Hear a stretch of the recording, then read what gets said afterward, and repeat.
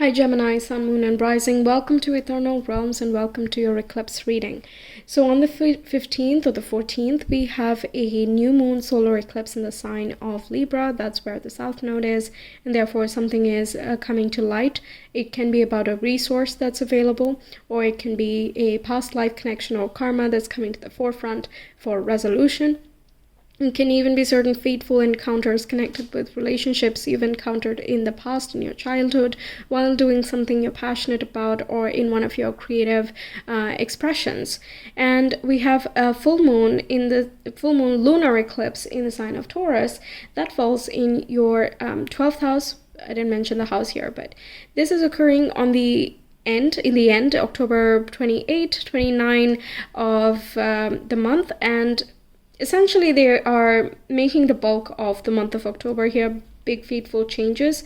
Now, this one falls in the 12th house. For you, this one falls in the 5th house. So, the first eclipse can be quite friendly in the sense that it brings in opportunities, it shows you inspiration, motivation, it can bring in the relevant connections as well. If you're in a connection already, you could have a nice date and it can be quite revelatory. You could have some meaningful or healing conversations as well. We'll get into the tarot and also these cards to see what exactly is happening, but that's the astrology there. And also the second one, where we talk about the 12th house, which is more abstracted, it's more spiritual, and it's the Piscean side of things, and it may not come very, very naturally to you, but you are actually also quite intuitive. There might be a practical intuition that's coming out here, or again, some new developments and just events that can occur that give way for new ways of being. So new priorities, letting go of addictions or old habits, can be even changing the way of earning your finances or finding value in your life. So let's see what this could mean. First, we have the mountain coming through. This can be setting yourself up for a big project. This can be a big milestone as well of an ongoing long-term project. This can be a quest for self-development, but of course it can be a professional or a creative venture as well. It can be a time where you want to go on an adventure with someone or connect with like-minded people. And you want to kind of build that tribe here. Also with the mountain, this is a little bit of a detached type of vibe. You can see the forest down below, but this person over here is in this seclusion in the middle of the mountain there. So that essentially is indicating about looking at your life from a different perspective. Okay, and you're quite agile with your perspectives, so this is going to work along with your energies here. The next one is about Kairos, and this is a very spiritual card, not surprising. It talks about the mythical realms between time and space, where none of them matter, where it is just the now, okay? So it can be that a part of you is trying to communicate here. It can be your higher self, it can be a spiritual self, your soul, whatever you want to call it, and this is just explaining something about you that is true beyond time itself, beyond whatever you're dealing with in this time. For example, you might think that this is the most priority for me, this is something else that I can follow up on. Meanwhile, these are some other priorities that I don't care about at this time or whatever. And meanwhile, Kairos is like, okay, all right, okay, great. It doesn't matter, because you are who you are, and what that is going to be revealed, and then you can translate that however you choose. That's fine, but this is kind of a part of your eternal self coming to the forefront into creation somehow. Okay, it sounds very abstract. I don't know how else to put it at this time. Let's get into the tarot and kind of drill down. All right. The mountain. Along with that, what else is coming through in the first eclipse for Geminis, please?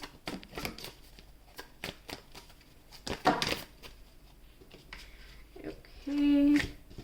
And the second eclipse, what is coming through for Geminis? Full moon in Taurus.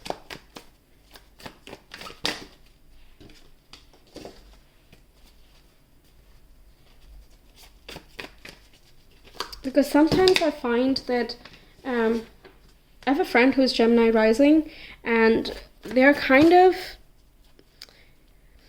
always trying to understand themselves better. like they try all these different things, they go on adventures and they read a lot, they experiment a lot, and the classic, Geminian qualities. But at the same time, I find that through all of those things, they're always trying to see themselves in a different light. So I think that one of those things is just going to be quite powerful around this time for you. Now, eclipse energies, they come to full fruition in 6 months from their occurrence. But you will already start seeing certain external results around the 4th month. But between the 4th and the 6th, you're likely to see some ripple effects as well. Or you can kind of integrate and analyze your situation much better towards the end of the eclipse season. Or rather, the cycle. Okay, let's first do this one here, and then we'll do the second eclipse. We have 8 of Cups coming through, South Node, letting go of things, not surprised. And this can be an emotional purging as well, can be letting go of an emotional attachment, perhaps certain relationships that you have outgrown, you're kind of moving on. You might find yourself a little bit alone for some time. This is not going to resonate for everyone. If you're happily in a relationship or you're happily dating someone, it's okay, you don't have to worry about that. But this is when you know that the expiry date is so near that, it's just time with this eclipse here. But it doesn't have to be a relationship necessarily. It can be relating to a certain hobby, or even it can be your children leaving the house for the first time as well. Maybe they're going to a hostel, to a college, abroad, and you have to kind of say goodbye to someone that you were so attached to, that you feel almost lonely, and watching someone from above and watching them just do their thing, and you can't really do much to influence that. It can be a feeling like that too. All right, then we have the 7 of Cups. This is about making choices, of course, as you can see from the imagery, but it's also about trusting your intuition in making those choices. You are quite a logical sign, and Mercury is in a harmonious angle with you at this time. It is also in Libra, but you might have to look at the pros and cons of things before moving forward with something. But make sure to not dilly-dally too much, because 7 of Cups indicates that certain opportunities are not going to stand by forever. Doesn't mean you won't get more opportunities. It just means that the ones in front of you might not be the ones that stick around for a very long time. So if you're, for example, you can't decide between 2 people that you want to date, and one of them just realizes that, okay, look, I know we've been okay with this for quite some time, but we gotta decide, is this in or out, right? So you might be forced to make a choice around this time, and that's what can make you go inwards a little bit, to think a little bit deeper about what you're wanting. We have the Ace of Pentacles. This talks about new beginnings. It is a new moon, so it can be externally introduced new opportunities, new conversations. It can be new project ideas that come to light. And in the case of children leaving the house, you might be looking at, okay, so what do I do with my time? And what can I start now? What is my new creative project? What's my passion project? As well, regardless of you have children or not, this is still you looking into new opportunities for growth in relationships, in creation, as well as your financial abilities. Now we have the Strength as well, which represents Leo energy, Leo, Aries, as well as Sagittarius, all fire signs, which indicates you're quite passionate at this time, and it is indicating, keep strong and keep a good balance between your fierce side of seeking adventure, wanting that passion, and also that tamer side of trying to understand yourself, being soothing, compassionate, loving, and just, receptive. So your dynamic forces and your receptive forces, they need to work in tandem in this one. And Gemini is represented by the twins, which means you have that sweet and salty side, and you can definitely work well with both. You identify both sides of you. You can go really deep, but you can also have a small talk with someone. You can form, superficial connections. You can also form really deep connections. It really depends on what your mind is looking for at a certain point. But in this case, it looks as though you're kind of combining these forces for some reason.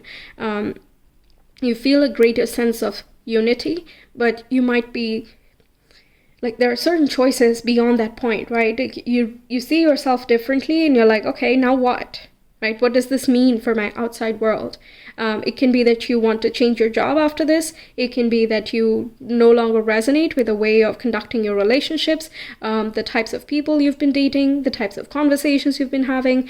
It can also be the way that you have fun. Maybe it's time for you to try a new hobby. You're not enchanted by the one you've been indulging in anymore, and it's time to upgrade your skills, to start something new, to explore new places, revive that sense of excitement. The next one, we have the Page of Wands. This is about liberation and finding that youthful spirit. Gemini, I think, is quite closely connected with all pages. And Page of Wands is that passionate and creative side of Gemini as well. Now we have the world coming through. This can be, new opportunities to travel. But more than that, it's about seeking a sense of purpose and fulfillment. And you're wondering if going out into the world and exploring different cultures and, visiting diverse places is going to help you uncover that. Or not even necessarily shifting countries or continents, but just going outside of the bubble that you've been in for quite some time. That can add in a little bit more spark and flavor into your life. Moreover, the world also talks about you being protected. So let yourself free, be yourself, discover your, inner self, your true self, and let that express itself, okay? Yes, wow. Okay, so we have the death and rebirth, which talks about some deep purging and transformation. And this thing is falling in your 12th house, right? So it can be spiritual insights and awakenings that happen. It can be an aha moment. It can be like, yes, I knew that this was coming. This is coming to a close, and I'm so excited for what's next here. A graduation, a chapter ending. It can be certain documentations you might have submitted a long time ago, and it has been dragged out for some time, and now it finally comes to a close. Any procedure, any structures you've been trying to create, a sense of achievement you're trying to create for yourself, you either recognize that, I don't even care about this anymore, so why do I bother, and liberate yourself, or you care about it, you've put a lot of effort in there, and you're seeing the recognition you have wanted or needed, and that is what is liberating you, okay? We have the Six of Swords. This indicates movement and transition as well. 2 cards indicating movement. So quite a dynamic time for you this entire month of October. It seems like, even moving forward, you might be seeing more ripple effects. So there is a guided element to this. You feel called towards something. You can't deny a certain feeling. You can't help but communicate with someone. There's that fateful tugging type of feeling that you don't want to resist. Okay, and I'm loving how she has this cape over here, and that it's the same color, almost is the same type of fabric that's being draped here in the death and rebirth. It's as though she herself has been transformed, and now she wears that power of transformation and carries herself forward with so much power and grace. Okay, so you're definitely being so empowered here. You're quite clear about where you want to be headed or what you're actually seeking. Even though the Six of Swords she doesn't know what the exact destination is, okay? But she does know that she's headed somewhere much more blissful, much more in alignment with who she has really already become. Okay, so this is quite deep. But again, it seems quite abstract. I don't know if this makes sense. You let me know, because I think this is quite situation specific. And I say that in my astrology readings as well, when we talk about the 12th house, that it's so personal, it can't even be exemplified, It really can't. Sometimes it can talk about your dream life being revolutionary, but not everyone has a good memory about their dreams. In that case, sending spiritual messages through dreams may not have much significance. So then what? Then we look at, different numbers that we see. If you don't see number patterns, it can be color patterns. It can be birds. It can be just something you're thinking with someone you're thinking about, and they just randomly text you. Or, you're wondering if there would be an opportunity similar to something, but you don't search about it, you don't go for it, but it just comes to you, right? So this 12th house is so receptive, but it's so transparent that it's almost like your wishes are heard in that house whenever that house is activated. And things happen out of the blue, or just confusingly. It would not happen normally. It's just a strange story to tell others. So it's really hard to kind of, put that into a tangible example. But I'm sure you're getting the gist after this little explanation. But regardless, you're absolutely happy with what comes. That's, I think, more important, right?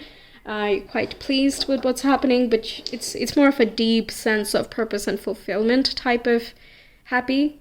Okay. Okay, how about the first eclipse? How is that impacting Geminis? The 6th house, Saturn and Pisces. Okay, this can be talking about getting so if you've been a freelancer for some time, this can be you going back to a traditional place or vice versa, depending on what you have been doing for some time. Also can indicate that you're wanting to integrate more spiritual activities in your everyday life, or more creativity, more spark and inspiration, a dreamy, imaginative quality to your everyday life. So you might be looking at, okay, where can I put this in my routine? What needs to go? Maybe I have too much going on here. I need to remove certain things so that I have space for things that I actually find enjoyable and purposeful. Okay. Next. You might be also looking at health choices, by the way. Some of you could want to really work out and you're quite sure about why you want to do it. And I don't see you lapsing in determination. It's more so the topics around it. So, like, you know, how can you surround yourself with like-minded people, or go to some place that is more in the way, so you don't have to go out of your life to get to your goals. So it's a lot more natural. It can also be that you don't have enough time in your schedule and you just have to swap certain activities to get to your goals. But either way, you're making an adjustment and you're trying to get to where you want to be. Next one. Libra, South Node, and the 2nd house. Okay, so this one is in Taurus, right? But Libra and South Node are literally the astrology. It's not in the 2nd house for you, but regardless, that's the astrology here. So meaning that it's calling back to this eclipse here. Okay, so take note of what happens in the first round itself. See what feelings rise up, and what you're letting go, or what you're thinking about letting go. What are the choices between? Okay, you could have many different options, and you were looking at your decision-making abilities, or you're evaluating what your priorities are, you know, things like that. Another interesting thing, like he's looking from above, and the mountain here as well is looking from above. That's an interesting parallel there. So you're trying to evaluate from the top down and just kind of objectively look at the situation and see what makes most sense. But from that point, from that far up, you may not be able to see the finer details of things. So with the 7 of Cups, the message usually is to listen to that intuition, because you don't know everything logical about a situation.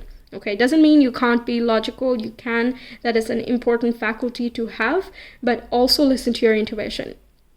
Okay, now this here is indicating that whatever you're doing here, that is going to lead you towards more financial gains, freedom. It can make you feel quite good and proud about yourself. It can also connect you with people from different parts of the world, quite broad. You might not ever have met them if you had not started something here, or if you didn't go through this sort of transformation and your vibe didn't change, and you would not have invited certain people or connections. So this really invites some type of gratitude. That's, I think, super important. Because a lot is going on, and remembering what you have done so far, what you can be proud of, would be a very nice way to pep yourself for what's to come next. And whatever is coming in is adding to your value and your worth. Okay, so that's what I have for you, Geminis. Thank you so much for being here. I hope the reading helps you out. Let me know your thoughts. I will see you some other time. Until then, take care. Bye.